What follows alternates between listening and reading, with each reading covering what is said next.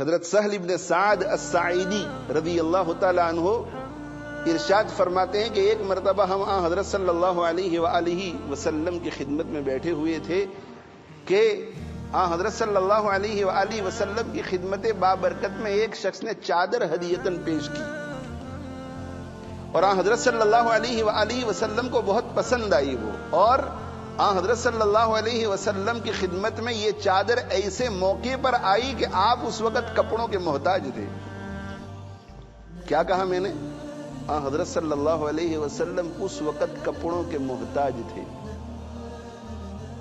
یہ سید المرسلین کا حال تھا، دنیا سے بے رغبتی، محتاجن الیہا۔ اللہ کے رسول صلی اللہ علیہ وسلم اس چادر کے محتاج تھے۔ آپ صلی اللہ علیہ وسلم اس چادر کو اوڑھ کر آئے تو ایک صحابی رضی اللہ تعالیٰ عنہ نے کہا کہ اللہ کے نبی صلی اللہ علیہ وآلہ وسلم یہ چادر بڑی خوبصورت ہے، آپ ہدیتاً مجھے عنایت فرما دیجیے۔ اللہ کے نبی صلی اللہ علیہ وسلم تھوڑی دیر مجلس میں تشریف فرما رہے، اٹھ کر کے اندر تشریف لے گئے اور اندر ہی سے لپیٹ کر کے چادر بھیج دی، اس لیے کہ خود اس چادر کے محتاج تھے، باہر کیسے تشریف لاتے؟ اس چادر کو اتارا اور چادر کو اتار کر کے باہر بھیج دیا آپ صلی اللہ علیہ وسلم۔ حضرت سہل رضی اللہ تعالیٰ عنہ فرماتے ہیں کہ ہم نے اس سے ملامت کی کہ اللہ کے بندے، تجھے معلوم تھا کہ اللہ کے نبی صلی اللہ علیہ وآلہ وسلم اس چادر کے محتاج تھے، اور جب بھی کوئی اللہ کے نبی صلی اللہ علیہ وسلم کے سامنے اشارے کنایے سے بھی کوئی بات ظاہر کر دیتا ہے، اللہ کے نبی صلی اللہ علیہ وسلم وہ چیز عنایت فرما دیتے ہیں۔ تو اس صحابی رضی اللہ تعالی عنہ نے اس وقت عرض کیا کہ اصل میں بات یہ ہے کہ میری نظر جب چادر پر پڑی اور میں نے دیکھا کہ یہ چادر اللہ کے نبی صلی اللہ علیہ وسلم کے جسم مبارک سے لگی ہوئی تھی، تو اسی وقت دل میں خیال آیا کہ موت حیات کا کوئی بھروسہ نہیں، کفن میں تو یہی چادر ہونی چاہیے، کفن میں یہی چادر ہونی چاہیے، اللہ کے نبی صلی اللہ علیہ وسلم کے جسم سے لگی ہوئی۔ اس لیے میں نے کفن کے لیے اللہ کے نبی صلی اللہ علیہ وسلم سے یہ چادر مانگی۔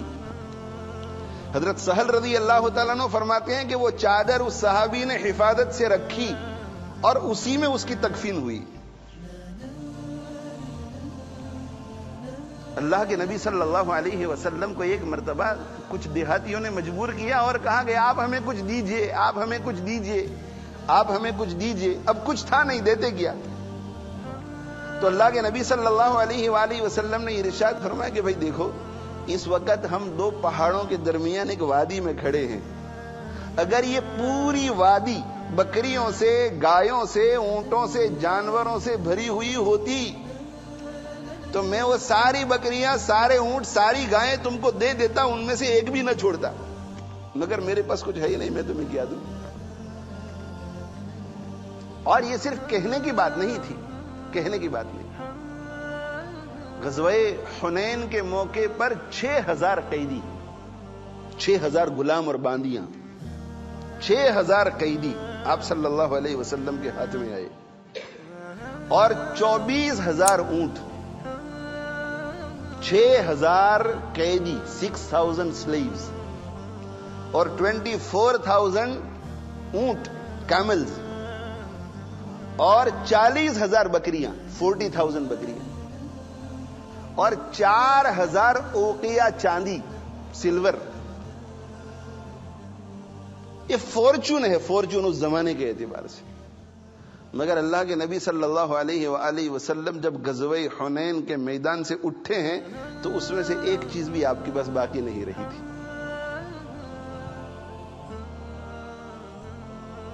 جو آتا تھا تقسیم فرما دیتے تھے، جو آتا تھا تقسیم فرما دیتے تھے۔ حالانکہ شریعت مطہرہ نے آپ صلی اللہ علیہ وآلہ وسلم کے لیے بہت رعایتیں رکھی تھی کہ مال غنیمت میں سے آپ کے لیے یہ رعایت ہے، یہ رعایت ہے، یہ رعایت ہے، یہ رعایت ہے۔ اتنی ساری رعایتیں، اتنی ساری رعایتیں کہ کوئی انگلی بھی اٹھا سکتا تھا دشمن کہ نبی تھے اس لیے خود ہی قرآن مجید کی آیتیں بنا کر اپنے لیے رعایتیں حاصل کر لی۔ مگر میرے بھائیوں، قربان جائیں اس سیرت پر کہ اتنی ساری رعایتوں کے ہونے کے باوجود بھی زندگی میں ایک عمل ایسا نہیں ملتا جس کی وجہ سے انگلی اٹھائی جا سکے کہ آپ نے یہ ساری رعایتیں رکھ کر کے اتنا مال ہڑپ کر لیا ہے. رعایتیں بہت دی قرآن نے، مگر ان رعایتوں میں سے ایک بھی رعایت سے فائدہ نہیں اٹھایا. آپ صلی اللہ علیہ وآلہ وسلم نے ارشاد فرمایا کہ جبریل میرے پاس آئے تھے اور مجھ سے یہ کہا، جبریل نے یہ کہا کہ اگر آپ چاہیں تو یہ احد پہاڑ آپ کے لیے سونا بن جائے اور آپ کے ساتھ چلتا رہے، آپ اس میں سے جہاں چاہے خرچ کرتے رہیں. آپ صلی اللہ علیہ وسلم ارشاد فرماتے ہیں کہ میں نے منع کیا کہ نہیں، میں تو نبی عبد بننا چاہتا ہوں، میں تو نبی عبد بن کر رہنا چاہتا ہوں. میں نے یہ کہا کہ جبریل اللہ کو جا کر کے یہ کہہ دیجئے کہ میں ایک دن پیٹ بھر کر کھانا چاہتا ہوں تاکہ اللہ کا شکر ادا کر سکوں، اور دوسرے دن فقر کی وجہ سے بھوکا رہنا چاہتا ہوں تاکہ صبر کر سکوں.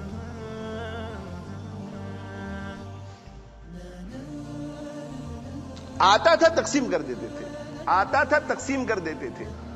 تقسیم کا وہاں ایسا ماحول تھا میرے بھائیوں کہ حضرت عائشہ رضی اللہ تعالی عنہا فرماتی ہیں کہ 2 مہینے گزر جاتے تھے ہمارے گھر میں چولہا نہیں جلتا تھا. کیوں چولہا نہیں جلتا تھا؟ کچھ گھر میں آنے دیں تو چولہا جلے نا، آنے ہی نہیں دیتے تھے، تقسیم کر دیتے تھے. اور تقسیم کا مزاج ایسا بنا ہوا تھا، خیرات کا مزاج ایسا بنا ہوا تھا کہ اگر ہوتا نہیں تھا تو قرض لے کر خیرات کرتے تھے. حضرت بلال حبشی رضی اللہ تعالی عنہ کو اپنا خزانچی بنایا تھا، تو حضرت بلال رضی اللہ تعالیٰ عنہ کو یہ کہہ دیا تھا کہ دیکھو اگر کوئی شخص کچھ مانگنے کے لیے آئے اور ہمارے پاس نہ ہو تو قرض لے کر کے دے دیا کرو. اب کوئی شخص آتا تھا مانگنے کے لیے، اللہ کے نبی صلی اللہ علیہ وسلم فرماتے تھے جاؤ بلال کے پاس. اب بلال رضی اللہ تعالیٰ عنہ قرض لیتے تھے اور قرض لے کر کے ادا کرتے تھے، قرض لے کر کے اسے واپس کرتے تھے. ابو داؤد شریف میں ایک عجیب و غریب قصہ ہے کہ بلال حبشی رضی اللہ تعالی عنہ حضرت نبی اکرم صلی اللہ علیہ وسلم کی طرف سے خزانچی تھے. لوگ آتے تھے قرض لے کر کے دیتے تھے، اور آپ صلی اللہ علیہ وسلم کیا فرماتے تھے؟ انفق یا بلال انفاقا ولا تخش من اللہ اقلالا. یہ فرماتے تھے انفق یا بلال انفاقا، اس لیے کہ جو خزانچی ہوتا ہے، خزانچی وہ ذرا مشورے بھی دیا کرتا ہے، مشورے کہ ذرا سوچ سمجھ کے، خزانے میں مال بہت کم ہے، قرض ہمارے سر پر بہت ہو گیا ہے، ذرا آپ. تو آپ فرماتے تھے انفق یا بلال انفاقا، اے بلال خوب خرچ کرو، ولا تخش من اللہ اقلالا، اور ہمارے خزانے میں مال آتا ہے اللہ کے خزانے سے، تو اللہ کے خزانے سے کبھی فقر کا اندیشہ نہیں کرنا چاہیے. ہم بیویوں کو کیا کہتے ہیں؟ ہم بیویوں کو تیرا ہاتھ بہت کھلا ہے، ذرا سوچ سوچ کر خرچ کر. اور بیوی شوہر کو کیا کہتی ہے کہ آپ کے ہاتھ بہت کھلے ہیں، ذرا کچھ بچوں کا بھی سوچا کرو. اللہ کے نبی صلی اللہ علیہ وسلم اپنی بیوی کو کیا نصیحت کرتے ہیں؟ لا تو کی فیوک اللہ علیکی، خرچ کر خوب اور ہاتھوں کو بند مت کرنا، اس لیے کہ تو ہاتھوں کو بند کرے گی تو اللہ اپنے ہاتھ بند کر لے گا.